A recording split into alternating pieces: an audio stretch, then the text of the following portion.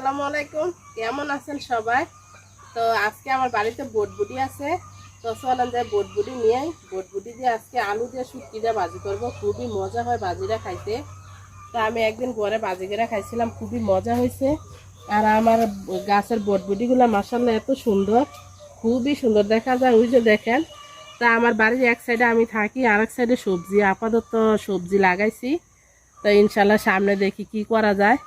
ওই যে দেখেন বটবটি, তারপরে দুন্দুল, তারপরে সিম সব একসাথে লাগাই রাখছি যাতে আমার খাওয়াটা চলে।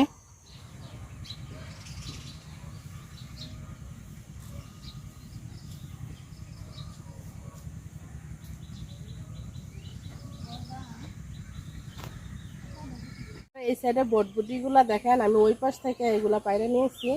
তো কি সুন্দর দেখা যায় দেখেন। তো আলহামদুলিল্লাহ প্রথমের গুলা খুব পোকা পোকা হয়েছিল, তো এখনের গুলা আবার ভালো সুন্দর সুন্দর। তো এই যে দেখেন নিচে দিয়া বটবটি কিন্তু আসলে বাইতে পারলেই হয় সিমের মতো। তো এই যে নিচে দেওয়া দেখেন, ওই যে ওই পাশে দেওয়া আছে। আর বটবটিগুলো দেখতে খুবই সুন্দর হয়েছে। আর ওই পাশে দিয়ে আমার সিম। তো সিম আসলে গরমে হইতে চায় না।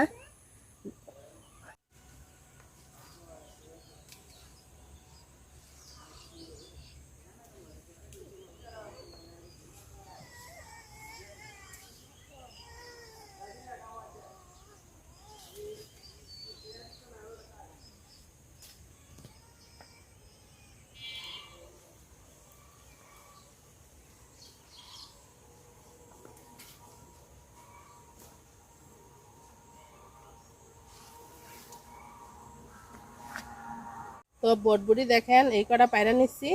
তো আমার এখানে আরো আছে, আমার আর লাগবো না, আজকে আমার রান্না হয়ে যাবে এগুলাই। খুবই সুন্দর দেখা যাইতেছে, দেখেন কি যে সুন্দর দেখা যায়। তো আমার ভেন্ডি ক্ষেতটা দেখেন, প্রথমে ময়রা মরে গেছিল। তো এখন আলহামদুলিল্লাহ ভেন্ডি আইতেছে একটু একটু। একদিন পারছিলাম অল্প কটা, তো পরের বার পারলে ইনশাল্লাহ বেশি হবে। এখন খুবই সুন্দর হয়েছে ক্ষেতটা দেখতে। তো আমার ডাঁটাগুলো দেখেন, কালকে বৃষ্টি হয়েছিল, একটু বাতাস হয়েছিল, সবগুলো ডাঁটা নষ্ট হয়ে গেছে। আসলে অনেক কষ্ট হয় সবজি করতে, লাগাইতে, কিন্তু দেখেন এক নিমিষে নষ্ট হয়ে যায়। অনেক সুন্দর ছিল ডাঁটাগুলো। তো বটবটিগুলো কাটতে নিব। দেখেন আলহামদুলিল্লাহ নিজের গাছের বটবটি। বটবটি কিন্তু বডি দিয়ে কাটার চাইতে হাত দিয়ে কাটতে বেশি ভালো লাগে আমার কাছে। তো বটবটি কাটতে নিব। আর এই যে লাল লাল আলু, আলু দিব সাথে। আর এই যে শুটকি দিব, এই শুটকি দিয়ে ভাজি করবো আমি বটবটি।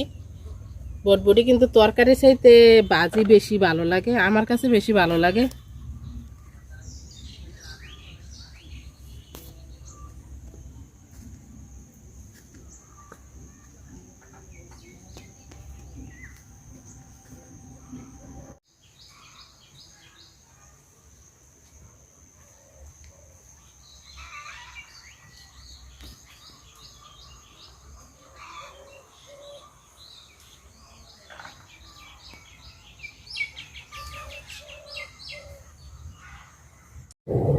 তো তেল দিয়ে দিলাম ভাজি করার জন্য।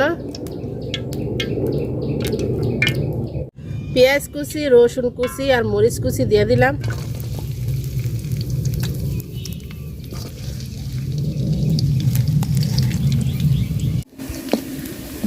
তো পেঁয়াজ মরিচ রসুন আমি সুন্দর করে ভাজা নিছি লাল লাল করে। শুটকিটা দিয়ে দিলাম, শুটকিটাও আমি লাল লাল করে ভাজা নিব।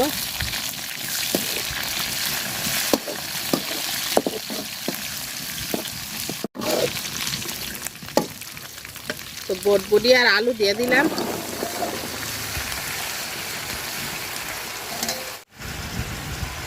লবণ আর দিয়ে দিব হলুদ গুঁড়া।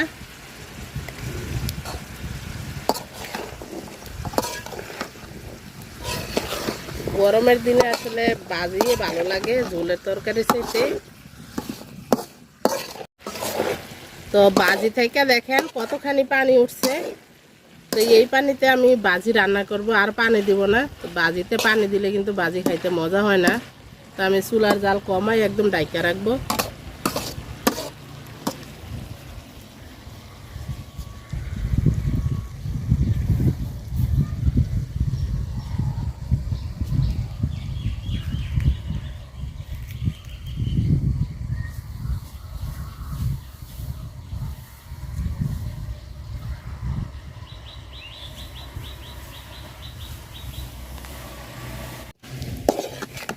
মজাদার বাজি হয়ে গেছে, কটা ধনিয়া পাতাও দিয়ে দিচ্ছি বাজিতে, তুলে নিলাম বাজি। যারা যারা এতক্ষণ ধরে ভিডিওটা দেখছেন সবাইকে অনেক অনেক অনেক ধন্যবাদ। আল্লাহ হাফিজ, আসসালামু আলাইকুম, সবাই খুব ভালো থাকেন।